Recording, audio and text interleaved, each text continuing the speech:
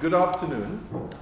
I have the pleasure of, I don't know whether it's pleasure now, I kind of like pain, so I guess it's pleasure, of having to chair this, although I have to admit that I've been a lifelong Tory supporter, okay, conservative with a small c. Yeah.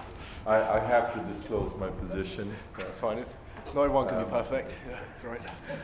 But I am also delighted to say that I don't think voting for whichever political party is really the key. The key here today is about thinking Chinese, and more importantly, about what we want as a community. So can I just firstly say, my name is Jonathan Liu, I'm from Regent University, London, and we have, I think, I'll just go by my listing here, otherwise I'll get everything wrong. Okay? We have Ellie Chan from a Chinese National Health Living Center, Eddie. Okay. Merlene Emerson, the Chinese Welfare Trust. Okay. Joseph Ho, Camden Chinese Community Center. Chungwen Lee, Ming-Ai Institute, London. Winston Lo, Chinese for Labor. Gill Tan, Islington Chinese Community Association. Michael Wilkes, Vice Chair for BC Project. And I also understand we have, Thomas Chan. Thomas, where are you? Yeah, okay, you need to come up here. Thank you, Joseph, as well. And also Ashton Macgregor, okay? Chinese for Labor as well. Okay. Yes, just squeeze in. It's, we're Chinese, we don't care. As long as there's food, we're happy. Okay? Right, so can I start with Gill? Perhaps you can do a quick round of quick introduction and also your own personal views. Yeah, okay. Shall I use the mic then? Yes, please pass the mic. And also, I have to say that we have until around 2:30. So we'll do it very quickly, and then we'll try and get questions off the floor. Okay, yeah? I'm Jill Tan. At the moment, I'm representing the Islington Chinese Association. I was a center manager there before, but I'm volunteering at the moment. And my colleagues, the center was set up 26 years ago by Lady Blair and a group of committed community members. And the center provides advice, information, translation, interpretation, and also a range of adult education, leisure activities for the Chinese community. But also because the grant from the council is to promote community cohesion. So we work with the Irish community, the homeless project, the Congolese and the Ugandan communities as well. So since we moved into that building, the centre has got a life of its own. We brought in loads of community in and worked together. And like most of the community centres, we're all suffering from the cuts. So the centre is always, everybody work very hard, very long hours, with very little funding. We rely a lot on the volunteers to run all our activities. And at the same time, also have to apply for funding all the time. So I think at the moment, most of the community centres are suffering at the moment. So we need more volunteers. So hopefully we get some from our young people or people in the audience here. And my the other hat is, at the moment, I'm also working part-time with Eddie. He will talk about the Chinese Community Health Center that I helped out to set up 20 odd years ago, bringing in all the 15 centres in London to look into the healthcare needs of the Chinese people. Because of the language barrier, a lot of the Chinese elders, particularly women and elderly, they were given wrong diagnosis, wrong treatment. There was a Chinese lady who had a total hysterectomy. For 4 or 5 years, nobody told her, and she didn't know her womb was taken away from her. So I'm very pleased that the health center that we set up 21 years ago, all of us really worked very hard to get it going, and he's still here. And Eddie is the manager, and he's my manager at the moment. I'm doing the dementia project at the moment. So just now, David, I hope your relationship with your dad has improved after you've done the Kamsan play. Yeah? And my other hat is also because I've been working in England for 40 years. I came to as a nurse, then I trained in general psychiatric nurse. Also, I qualified as a social worker. My degree is in applied economics. So my heart is with the Chinese community. So I hope that we can help out our long-suffering Chinese community, especially those who don't have the language skill to access services, because they are still suffering out there. So my view of thinking Chinese is to define myself, I am a Malaysian Chinese Cockney. Because I live in I did my training in Peterborough and Norwich, yeah? But I live in the East End and I went to university there for 30 years, so I see myself as a Malaysian Chinese Cockney. And also, most of the Chinese in this country, you will see the history. There's a million the Hong Kong Chinese that came in the catering and as sailor first, then the laundrette, then the catering businesses. Then the nurses came from Southeast Asia and the overseas students that settled down here as professional. And then later on you have the Vietnamese that come and the bookkeeper, and then the Chinese people who came for the political refugees and the economic migrants. But you see the latest wave for the Chinese people who come either sponsored by the government or the latest wave people are self-financing. And also the younger generation now they brought in to study in the private school or in the mainstream school, then the parents come in. And also you've got the investor Chinese people. So the Chinese community I see is very mixed and there's lots of different languages. As Malaysian, we speak 5-6 languages all in one go. So just now when David you say about putting Chinese people in a box, actually they are not just one, we are all very differences. And they are different class system, different languages, different culture.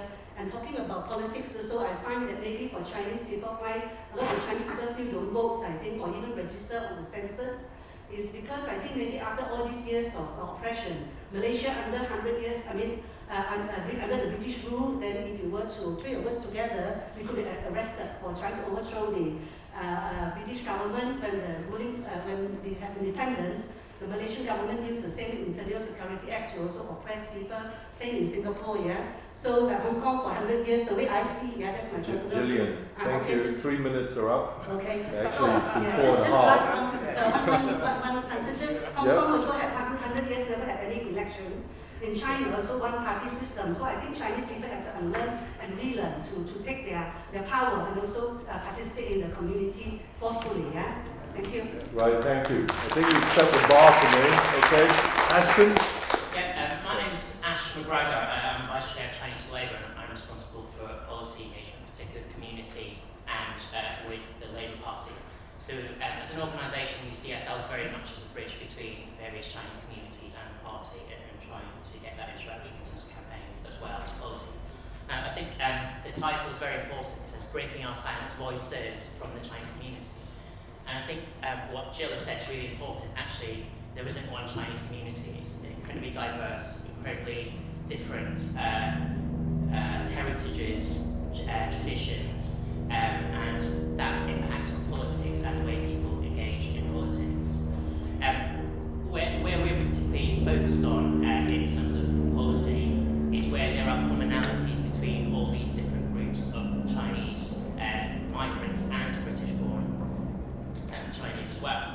So over the past 4 years, we've particularly been focused on gambling, which members of the panel want to communicate on, particularly problem gambling in the Chinese community, issues about immigration, issues about racial discrimination within government policies, and also going on from what a speaker was saying in the previous session, representation in cultural media, and we've been very involved with British East Asian artists on that issue.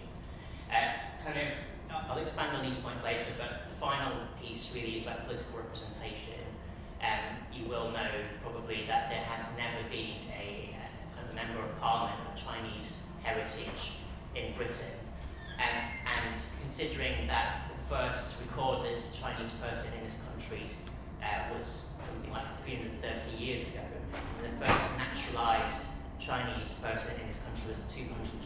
years ago. That's really quite a shocking state of affairs.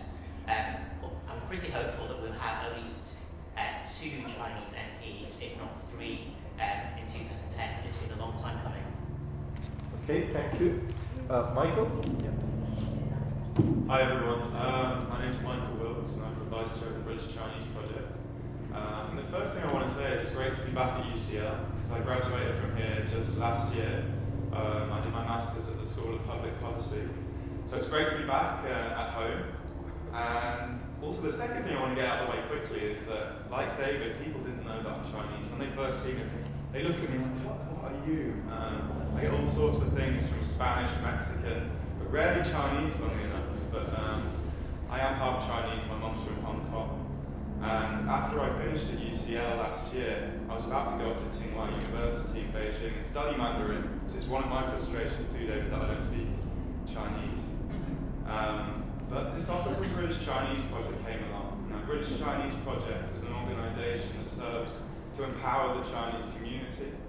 It tries to give the Chinese community a stronger voice in the political arena, and that's where my interest lies. And they were looking at remodelling and rebranding themselves to focus on younger generations. So I was brought in to find a new team and try and get the younger generations of British Chinese people engaged in the political system. Now, from early on, I realised this was an enormously difficult task. I mean, at least 30% of British Chinese people are off the electoral register, and that's a very conservative estimate. Because from my conversations with people in this community, I guess it's nearer 50%, possibly even higher. And of the 50% that are actually registered to vote, I believe about 1 in 3 of those people actually use their vote at elections. So that's an absolutely tiny percentage of Chinese people that are coming out to vote. And what I say to the Chinese population is that this gives politicians an excuse to ignore you. Because if you're not coming out to vote at elections, the way our system works, they're not going to go and seek out the issues that you face. They're going to go to the communities and seek out the issues where people are going to come and vote in numbers. I mean, that just makes logical sense for them. So what I've tried to do this year is try and make politics more human. I mean, politics is somewhat of a toxic word. So when I try and discuss politics in a general sense, I start with what do you find, what are you passionate about, what are you annoyed about, and talk to them about issues that they don't even realise are inherently political. So things like Gill was touching on, community centre funding. I mean, hundreds of people, if community centres begin to start closing and cutting down their services, are going to be suffering in our community. And this is a political issue. If we had stronger representation, then we could tackle things like community centre funding head on. But at the moment, the way that our community is outside the political system just leaves us completely isolated to these kind of things. So yeah, that's what I've been doing this year. Right, thank you, Michael. Molly? Thank you. Afternoon, everyone. I'll just like to address 3 things: who I am, why I went into community politics, and what I hope to achieve, and hopefully within the 3 minutes. So I was announced as being part of Chinese Welfare Trust. I'm co-chair of that organization that looks after primarily the elderly Chinese in the UK. But I must also declare my political interest. I co-founded Chinese Liberal Democrats. Since we have Labour and Tory supporters here, I have to register that there is also the middle party, anchored in centre ground, you know, the moderate one. When do we want change? In due course, you know. So why did I go into politics? Well, I was here since 1979. I came as a law student. I was not at UCL, but not so far away, King's, London, as lots of good Chinese children do. They go into the law. But I did switch into, I became a mediator, and then got involved in politics. So to me, politics and community are very closely intertwined, and it's really important, as Michael has said, if we don't have a voice, we can't make the changes that we need to do. And being in the centre party and being trained as a mediator, and now I'm a housing association officer and being involved in charities, I feel it's really important to do partnership working. So with the Chinese Welfare Trust, I think it's really important that Chinese community centres realize We're not competing with them, we're trying to work with them, and we want to reach those hard-to-reach, vulnerable people that may not even be mobile enough to go to community centres, but we have floating support worker to visit them, to work with housing associations, to reach and meet their needs. So lastly, just to say how important politics is, as we all know, most of you here, the fact that you're here means that you do want to get engaged.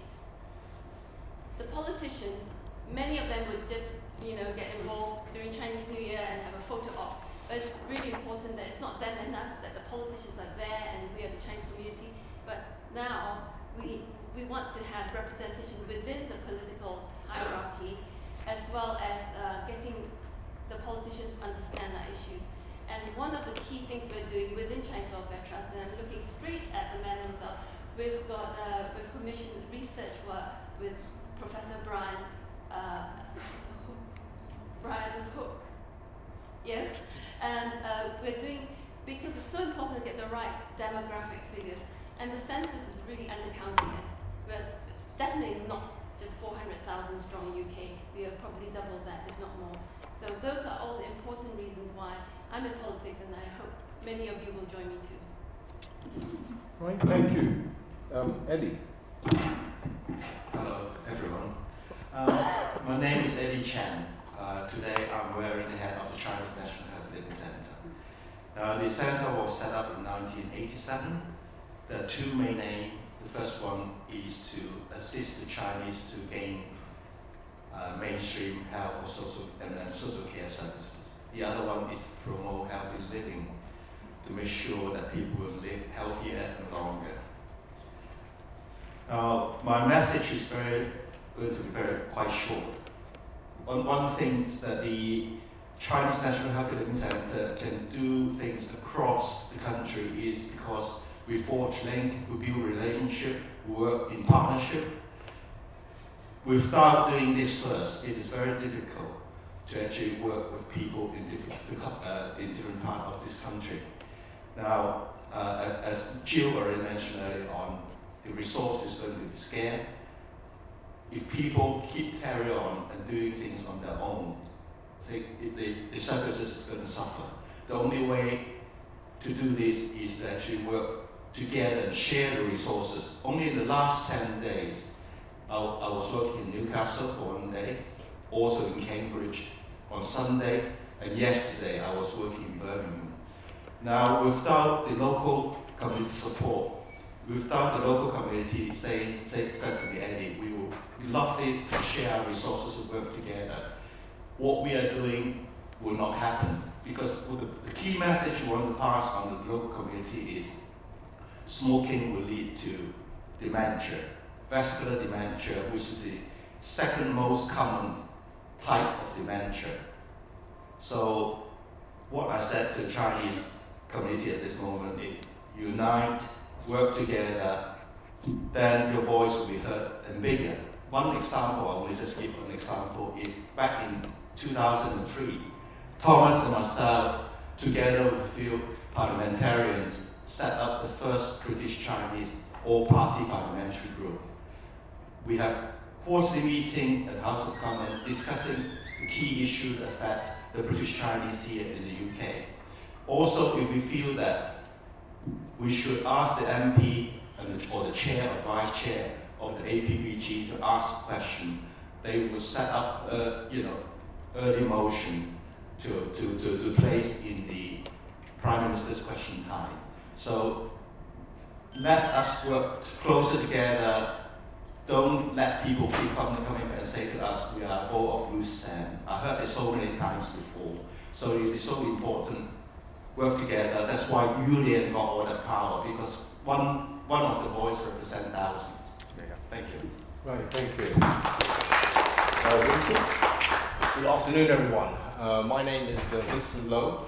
My parents immigrated to the UK in 1970 from Hong Kong with one suitcase and dreams of building a better life.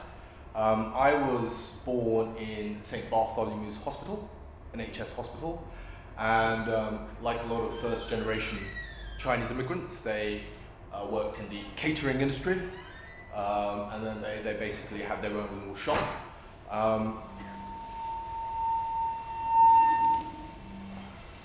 It could be your phone there.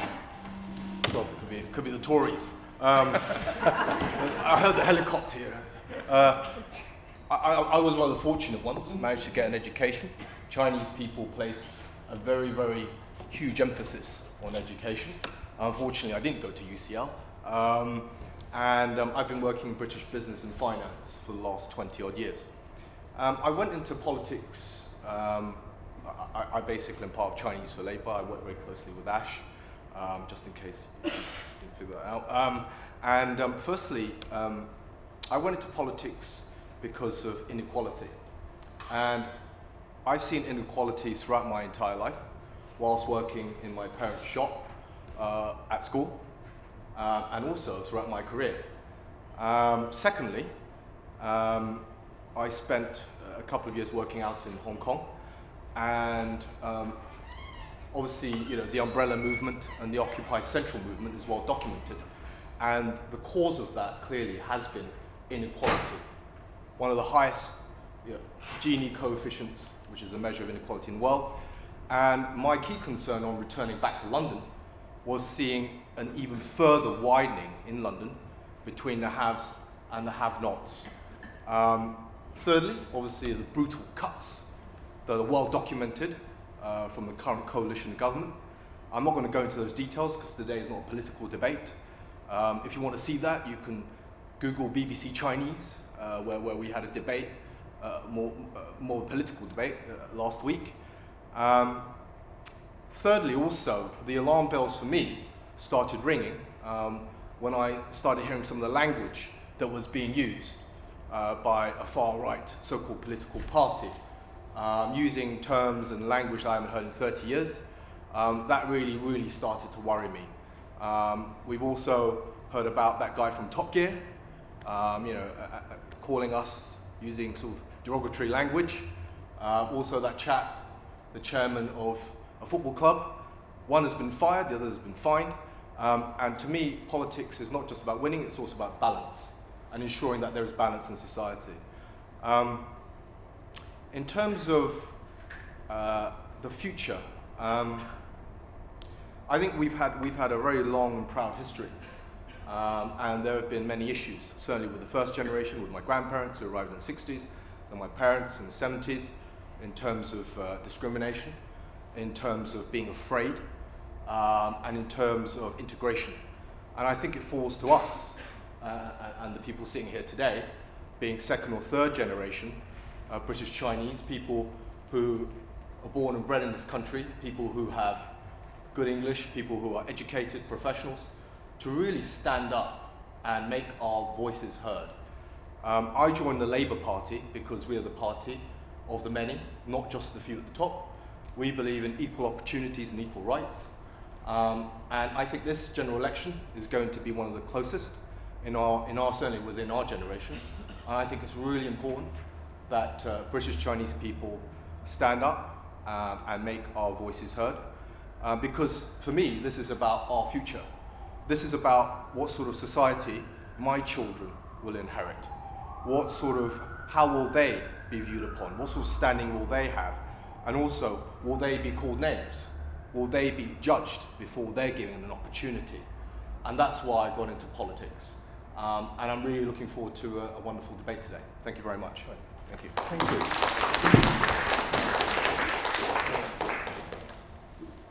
Chungwen? Okay. Good afternoon. My name is Chungwen. I'm the Dean of Ming-Ai Institute. So actually, because Ming-Ai is a charity organization, we do promote Chinese culture. But actually, for the exactly 10 years ago, back in 2005, we found that not many Chinese people get involved with the politics. At most point, they didn't register to vote. So we submitted our funding application to the Electoral Commission, and we have been accepted. So we got a project called Making Chinese Vote Count. So for the project, we encourage Chinese people at least register to make the voice heard, and then they got the right to vote. Because we are not the political party, so for our Ming-Ai, what we are trying to do is actually we tell the story. So that's why we conduct 4 oral history projects So the ordinary people actually can do the voice with their whole voice in different channel. But I think for in the future, Ming-Ai would like to have more opportunity, maybe say to have this platform and maybe organize more conference and make everyone come together and make our voice heard. Okay. Thank you. Right. Thomas? Thank you, Jonathan. I'll stand up as well. My name is Thomas Chang, and I've been active in active politics for 12 years until last year, when I quit as a councillor because of my current position. At the moment, I represent Her Majesty in my borough, so that's why I have to be non-political. I'm a deputy lieutenant. Now, I look at the strap line for this meeting here. Voices from the Chinese community. We have quite a vocal bunch here, so I don't think that we are not vocal. And I think the missing link here is who has control of the interview, the media. From my experience being someone living in here for nearly 40 years now, Chinese New Year time is an always busy time for interviews. David agrees. And then come Christmas time, when you have an influx of shoppers from China. The Times always ring me up and say, why? And of course, only 2 weeks ago, BBC Radio 4 rang me up and did a panel, a discussion on the Beyond Belief, talking about Confucianism, because it's been promoted by China government amongst the peasants in China. Why? Is it because there's a void in China? So I think to answer this question is we do have voices, but who has control of our voices? Moving on, I don't want to go through the Chinese community currently because Gill had made it quite clear already. But for me, there's a few points which, as the Chinese communities in the UK, we can do. First of all, I want to address the issues about funding for local groups. I shared with Joseph just now, there may be local umbrella organizations who apply for funding from the local council or even government to say that we will serve the local community. We have equality throughout, but the money never comes to you. So we must make links with these organizations. I'm just talking about Council for Voluntary Services locally and some other groups. Say, even for youth groups and perhaps older people groups, social care groups, they would have funding serving the local community, local population, but the Chinese may be left out. So we need to form alliances with this organization. That's the first point, to have our voice and the cash. Secondly, there's a missing number here, whether we have a total population of 500,000 or 600,000. I'm talking about the 120,000 Chinese students from China. 120,000 that are in Oxford, in Cambridge, and all through UCL as well. UCL actually put a stop. I spoke to one of the professors some years ago and said, no, because the parents from China say, why I want to send my beloved only son here when they're mixing with Chinese from China, right? They may as well study in Shanghai or Beijing. So these 120,000 people actually could make very loud noises in the local communities. Within the Chinese universities and scholars, they do have a national association. I've been asking them for years. All you need to do is to approach the local authorities, the education authorities, and say, I'm very good at maths. Can I help with your maths club? Not personal tuition, just go to the school, and I spoke to my local school as well, they welcome me. Just 1 hour. Can you imagine 120 students offering 1 hour a week. Even half of them doing it is, your math is right, 60,000 hours. And I can, and I'm sure all of you can, bring up the local media and national media to promote it. We're not just over here to take your qualifications, we're giving back. Because for Chinese in China, we still have an image problem. Now we may invest a lot, we may get out a lot, but we can contribute back as well. And I think our voice will be very strong. If we got 60 hours of voluntary services a week, or even a month, or even in a year. So that's my second point. Very quickly. Something that's not mentioned by Gill earlier is there's increasing number of Chinese nationals, especially ladies, who married, intermarried. Now there's second generation and third generation, I think, they need to find their voices, exactly like Michael mentioned earlier as well. Last but not least, in politics, I refer to the first point. It would be very good if we got the Member of Parliament or more elevated in the House of Lords. But at the same time, we need to work at the ground level as well. Be school governors, be a trustee of the local citizen advice bureaus or HUK. There are so many opportunities that you can have your voices in these groups. And when it comes to the crunch, when you want to stand in Parliament, they will support you. That's all I want to say. Right, thank you, Thomas. Joseph? Good afternoon, everybody. I'm Joseph Ho. I'm the Center Manager at Camden Chinese Community Center. First of all, I would like to thank for UCL and Ming-Ai for this opportunity to let us introduce Camden Chinese Community Center.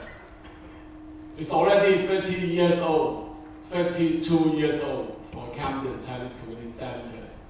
And we got, actually one of the founders is Thomas Chang and Sun Hao Lim. And we have at the moment we have 7 projects, but previous time we had more than 10 projects. We have more than 1,000 members. Majority are elderly people. We have the nursery, about 20 places for the kids under 5. We have the elderly project, a wise project, and also we look after, we have the shelter housing. We manage the shelter housing at Camden Road. That is for about 9 rooms for the elderly who are live alone.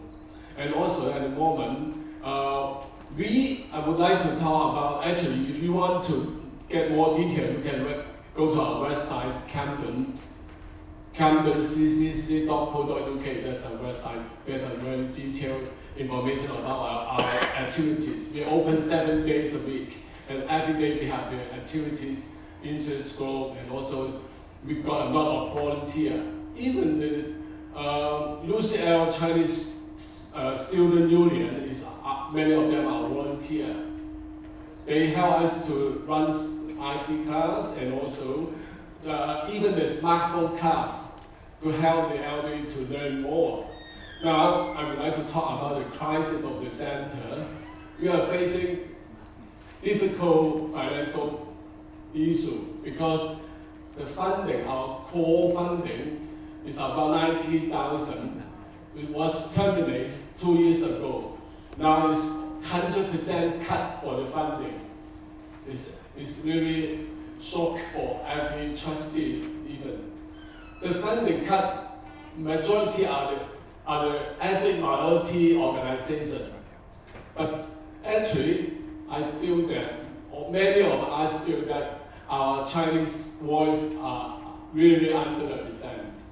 We should work closely together with other organizations to find what we don't want to get more, but it should be fair for all charity, no matter what you belong to, what are your ethnic minority, you should get it. And also, I would like to demonstrate 1 or 2 casework. We are quite concentrated for those who are in need they are those who need help, particularly those people who are 90-something or 80-something. They live alone. They need the center to do the support for them all the time, even the day when he or she passed away. We arrange all the things for them. That is what I think is a reward, because we try our best to help those who are in need. And also, another case where many of the family, they are quite, because the kids, the second generation, the third generation, they are very high educated, and they contribute their volunteer time to the center. And as maybe say a retired nurse, they provide health check for the elderly people. They provide health talk for the center. It's quite a good support and contribution. Thank you. Joseph, thank you very much. Thank you very much, panel. What I would like to do now is to have it open to the floor. If you could raise your hands, and then Rosa will come running with the microphone. If you could then just say who you are and place your question. And if you have the question to any specific panel member, then please identify that. Otherwise, it'll be open, and I'll try and not allow people to speak too long on an issue. Okay, which is going to be difficult, but I'll try. Okay, can I take any questions from the floor, please?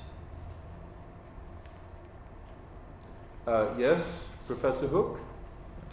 Brian Hook, I'm a visiting professor at Regent's University. I have a comment rather than a question on Mr. Thomas Chan's comments, but in particular about what I think is a terrific idea, that is using the opportunity to engage the members of the 170,000 Chinese student body. 120. Give and take, I think it says.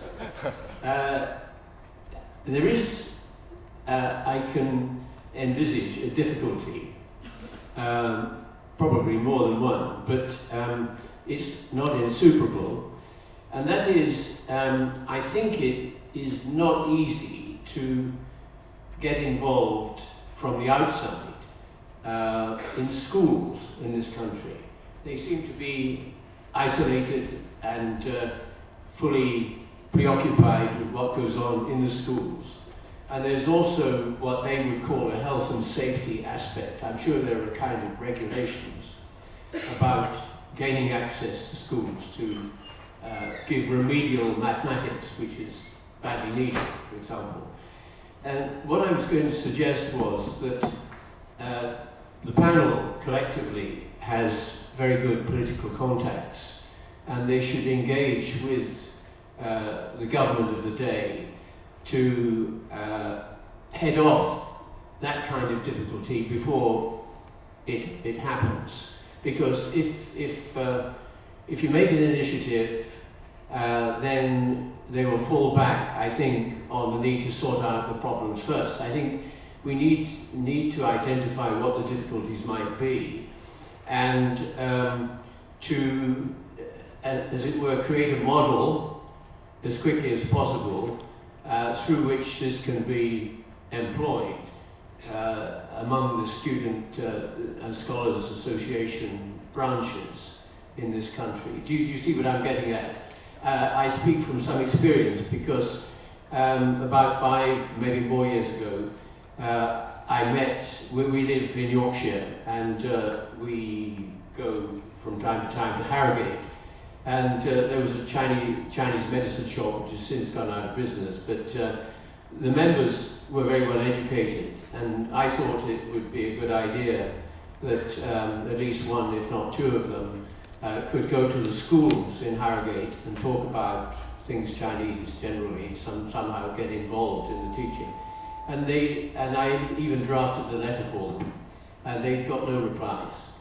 So I don't know what the explanation was, but there needs to be, I think, a working model created as soon as possible, which can be used for those members of the Scholars and Students Associations who might respond positively to the suggestion you're making. Yes, thank you, Brian. No, I don't think I need it. Just a very quick response to your comment. It's most welcome. Safeguarding is a major issue, whether it's for children or for adults in local government. I did have a word with the Director of Children's Services in my borough, and she suggests that it would be better from the local authorities going to all the schools, and I spoke to a head teacher, they said, yeah, we can create, or we have a maths club, which welcome them. That's why I mentioned earlier that they should stay in the school premises supervised by teachers. They're not on their own with the students themselves. So that can overcome the need for criminal records checks and everything. Yeah, but you're right, if we can talk to the Secretary of State for Education, whoever it may be, after May the 7th, we can perhaps have a more coordinated way to deliver it as well. Yeah, thank you. Okay, thank you. Perhaps I can echo what Thomas has said by raising this with the panel, that certainly the theme is about breaking our silence. So what would the panel's position be for the British Chinese community?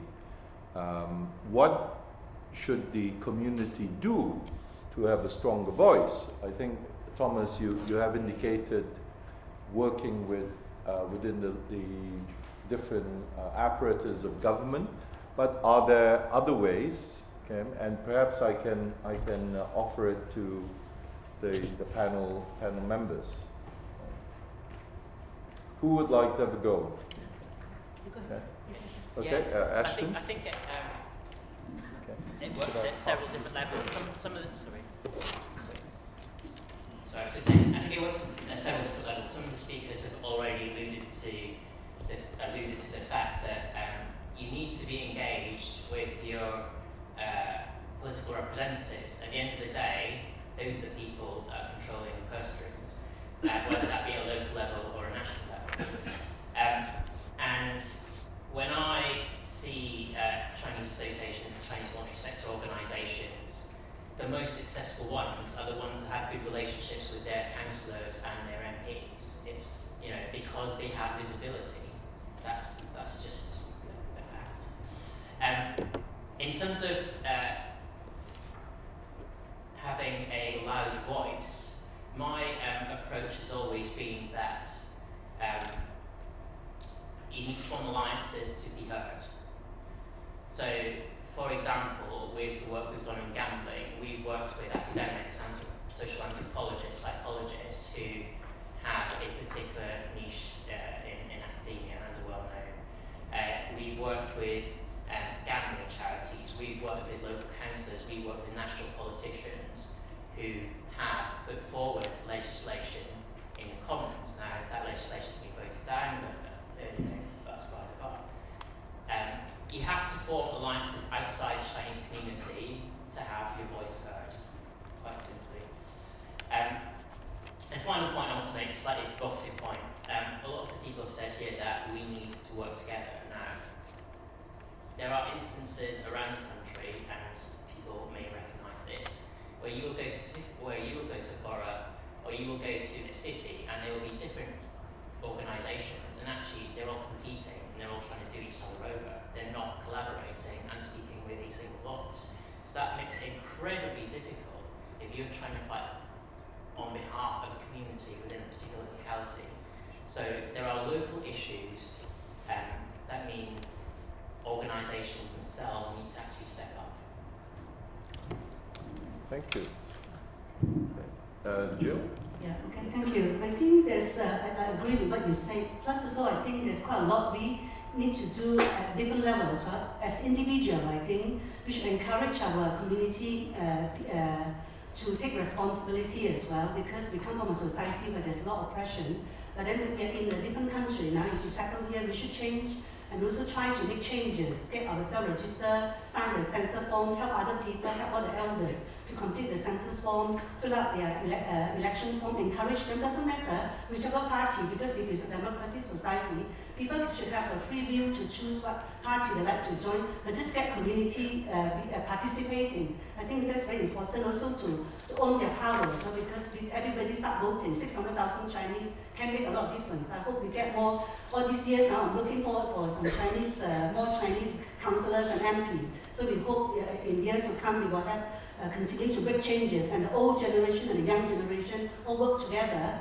And also, I think we should rise above the party politics as well, because as a Chinese community as a whole, we still lack a voice. So respect each other's different political opinion, but still work on certain common vision and certain issues together to help out our community to get the access into services, those who are needy, and then also get more people to be taking part in, like just now Thomas said, but also go to your local Chinese community center, just volunteer yourself, either help out the community center to release the staff time to apply for funding, or become a volunteers, or become a trustee. Like last week, I was in East London Chinese Association. They were at a crisis point as well with all this funding, and the two mom and daughter who were actually working there for 20 odd years, they are so exhausted. They wanted to leave the Chinese center, but nobody wanted to take responsibility. So we say, why don't we all roll up our sleeve? They were having an inspection.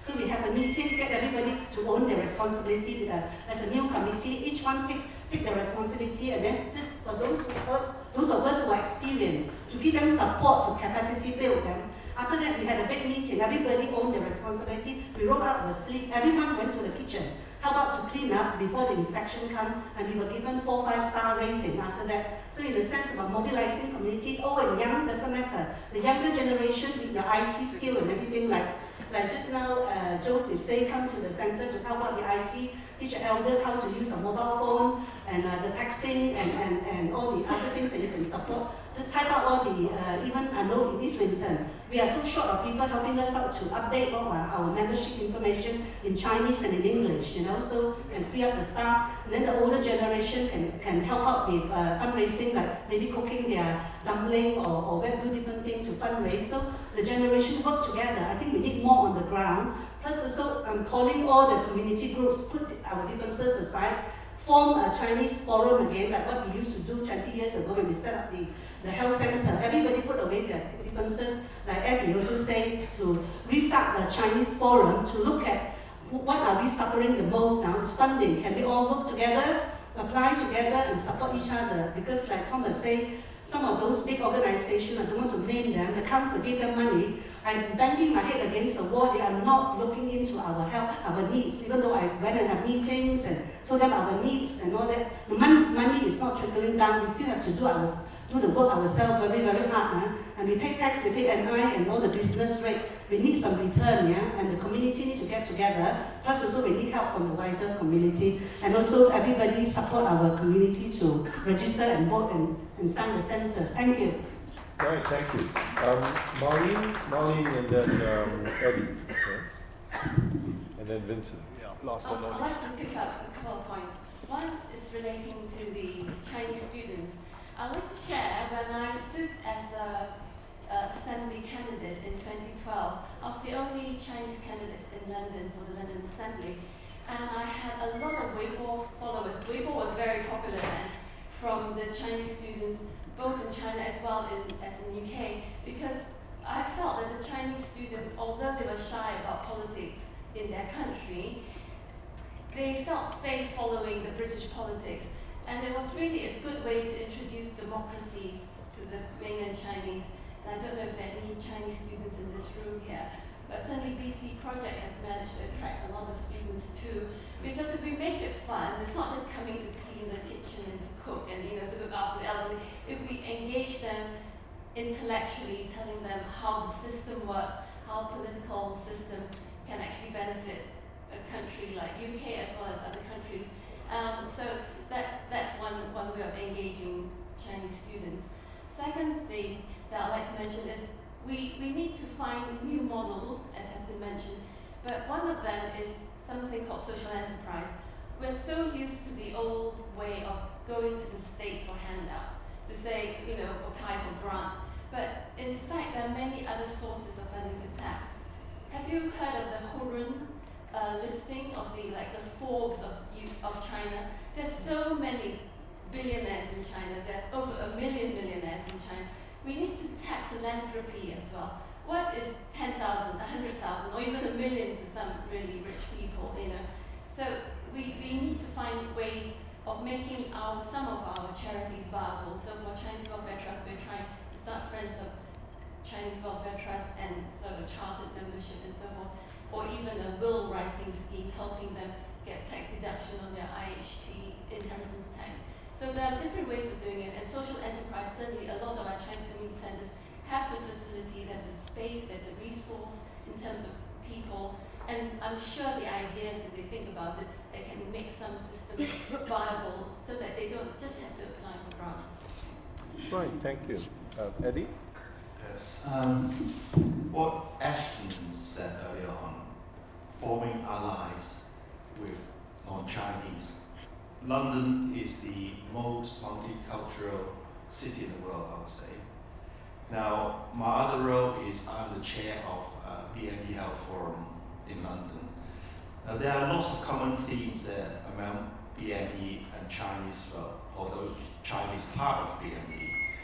New migrants doesn't know how to use the mainstream services on health or social care. There's always a language difficulty of communicating with their GPs.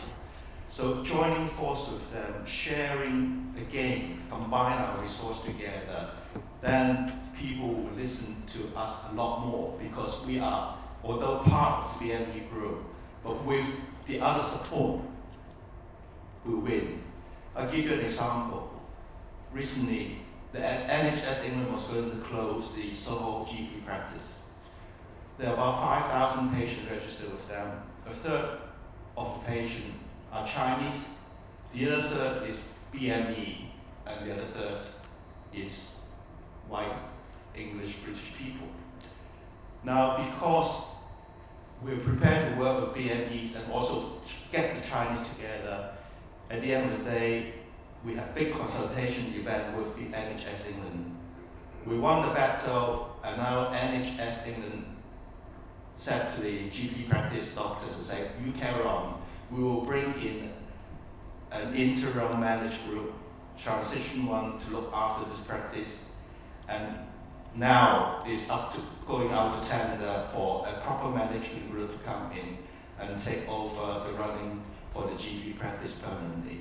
So build allies with other groups, including white British. There's nothing wrong with that. As long as we get the support, we have the big voice.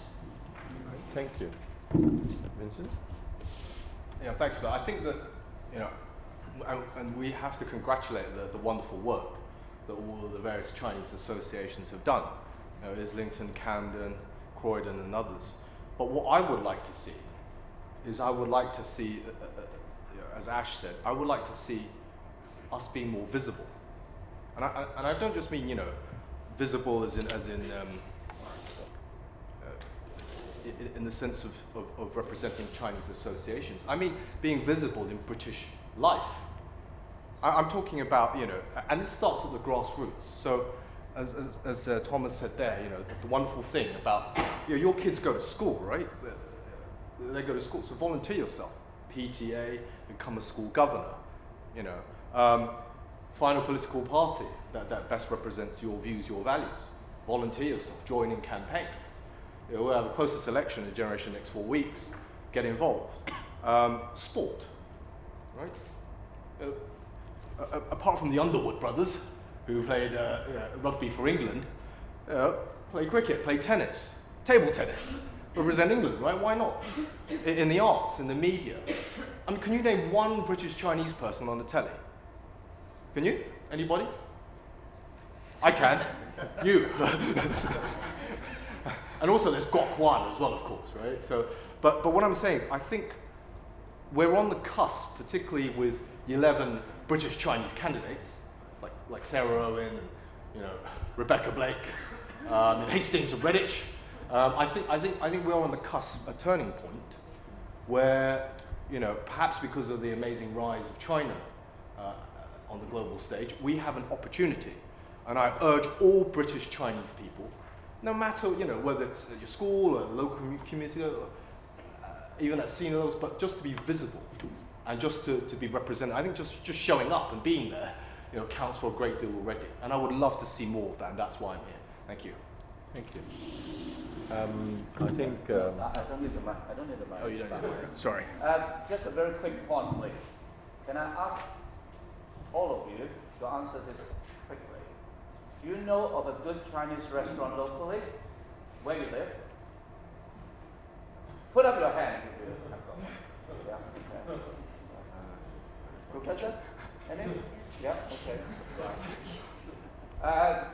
Well, I think most people on the panel, and maybe some in the audience as well, knows I was the first ethnic Chinese to be mayor in my borough. But there may be others coming forward later on, but that position remains the same. Not in my year, but subsequent to my mayoral year, my successor, all mayors locally, yours, everyone's, needs to raise funds for their charities, isn't it? And my successor had this idea, I suppose he watched television, so he organized, without fail, every year, a fundraising event called Come Dine with the Mayor. So you can go back to your local restaurant and encourage them to make contacts with the local mayor, whoever that may be, come May, and organize that. Now, at least during that come dine with whoever, you will have an audience of 50, maybe 100 guests, raising fund for the mayor, but nonetheless becoming visible, as been said already. And also explain perhaps to some of the guests what actually is happening locally. Now, that's a unique opportunity. They are sitting ducks while eating your ducks. Thank you. Yeah, I'd just quickly like to share one of the things that I've found working at PC Project for the last 7-8 months. And that's that if we do raise our voice, people actually do listen. And secondly, never let anyone speak on your own behalf as a community. And the most visible example of that, which has been touched upon earlier, was David Whelan, the Wigan football chairman, who last November came out to a newspaper, a national newspaper, and said, Chinese people don't find the word chink offensive. If any Englishman says he's never called a Chinaman a chink, then he is lying. And that's his exact quote, so I etched into my memory. Alongside those quotes, he also made quotes about Jewish people, describing them as money grabbing. And what I noticed the next day in the media was that David Whelan was in an anti-Semitic race grab, and the Chinese comments had been completely pushed to the side. And I was in the office, I was with my staff, and I said, this isn't right. The Chinese voice needs to be heard on this, because if we don't say anything now, then there'll be thousands of people across this country thinking what David Whelan said was actually correct. In fact, then it's a larger issue, and something that David himself picked up on, is that our lack of representation in the media means that we don't have anyone fighting for the Chinese voice within those circles as well. And the media themselves didn't know who to turn to for a Chinese voice. There was no obvious person at the top for them to go and ask questions to. They turned straight to the Jewish Leadership Council, the Jewish MPs, the people in high positions in the Football Association that were Jewish. And that's why the Jewish story got out there, and the Chinese was almost completely pushed aside. But I said, let's write a press release and see what happens. And quite a lot of people on this panel helped me write that press release and get it out there. And it was a crazy, crazy day, because within half an hour of me getting that press release and finding the right journalist to send it to, our BC Project phone didn't stop ringing. ITV said, right, we're going to put you live on 6 p.m. news. Sky News then phoned me and said, can you do a live phone interview? And I was like, God. And the funny thing is, I'm probably one of the most underqualified people to speak about this kind of thing, and these people would have done a lot better job than I would have. But the crucial thing was I spoke to people I knew, guidance from people like Merlene and Eddie, and got the Chinese voice heard, and people do listen if you're willing to speak up.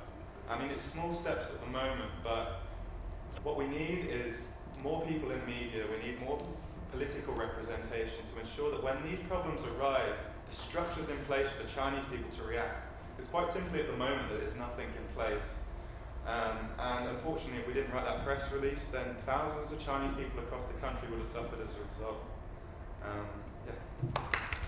Right, thank you, Mike. I believe there's a question from the floor. The microphone is behind you. Thank you very much. Thank you for this panel. Eddie mentioned the Soho surgery.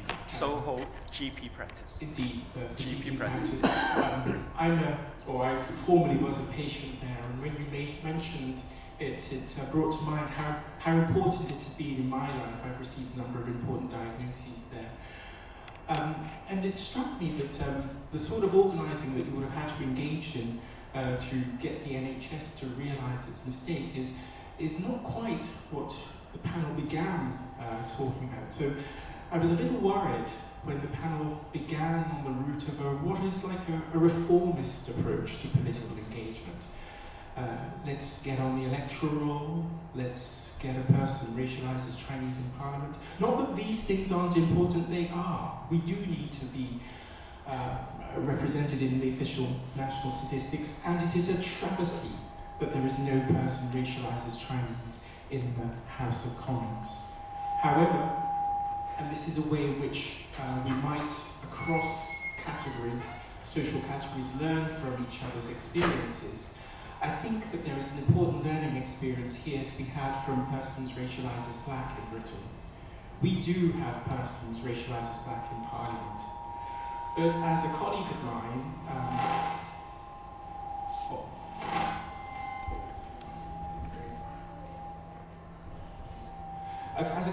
mine, Onyekachi Wambo, who's working on his PhD at Canterbury Christchurch University, and his PhD is the official biography of Bernie Grant MP, argues Bernie Grant was the last African MP. And what he means by that is that although we have African MPs in Parliament, MPs racialised as black in Parliament, they generally don't do anything for our community. I mentioned Diane Abbott, but we can't always rely upon her. And so I'm suggesting to you that even if you do, and you should, get someone racialised as Chinese in Parliament, you might not be able to rely upon them. I think that you should focus upon, or one alternative focus might well be visibility and voice, and controlling visibility and voice, and where in the media, the way in which we are represented, change the script. And that means not necessarily a focus upon getting people on the electoral roll or getting people in Parliament, but changing the way in which we represent ourselves in public discourse. I urge you to think about the way in which social movements, like the one regarding the Soho GP practice, might be able to do that. Right, thank you. Go on, Brian. It was excellent. You're absolutely right. I think on that note, what I would like to do is try and bring the proceedings to a close. Okay. What I hope has happened over the last 2 days is something that is very vigorous, engaging, and also in some ways perhaps stretching and challenging our own mindsets and our own thought patterns, because it's really the mindsets that are important. I quite often say to people that I became a Tory supporter because I wanted to do to Britain what Mrs. Thatcher did to education, okay? For overseas students, because I came here, I think, in 1979 as well, okay? But I think it's more serious than that. Okay, it's really about, and I would echo what Vincent said, is that what about the next generation? Okay, if our lives are lost, okay, should our children or should the next generation suffer from this? Okay, for my sins, I met up with Thomas many moons ago. I think I've known Thomas now for over 20 years, and there was something that Thomas said that echoed in my mind, that made me support him and hope one day he would be, I think it was mayor of Redbridge and then MP, okay, and I think we had ambitions then, when they were young, to be the first Chinese premier in Britain, okay, but we thought it might be easier in China. But it was something that Thomas said, that when you see the Chinese, or when people see the Chinese, they never see the poor Chinese. And there are lots of poor Chinese people around. Okay? And for me, I looked at it and said, for me, the only way I could help my community is through education. Okay? And that's something that I've held close to heart. Okay? And also partly because I'm Malaysian, I can't get voted in anyway, so why bother? But not why bother in politics, but rather bother in supporting the community and making a life for the Chinese people in Britain. What I also would like to say is that I hope your engagement here has also been beneficial to you, because over the last 2 days we have had discussions about the Chinese connection in the Navy, in the military services. We have round table discussions on traditional Chinese medicine, okay? As well as this morning where we had a presentation on Chinese food culture, and I think it was a fantastic presentation by Vivian on food diplomacy or dim sum diplomacy. Okay? I think the Australians would say it should be yum cha. Okay? But nonetheless, okay, I think thinking Chinese is really very appropriate. Okay? And I would also take the opportunity to welcome the chairman for Ming-Ai Association, Mr. Holland Kwok, okay? Who has not only been a staunch supporter of the Chinese people living in the United Kingdom, okay, but also as the chair for Ming-Ai Association and the support that he has given the organization. Okay. So in closing, I would like you to perhaps show your appreciation not to just the panel, but to the event organizers of Chungwen, Vivian, and Rosa, and the team, okay? And also to all the speakers who took time out to come and share with us their experiences. Okay? Thank you.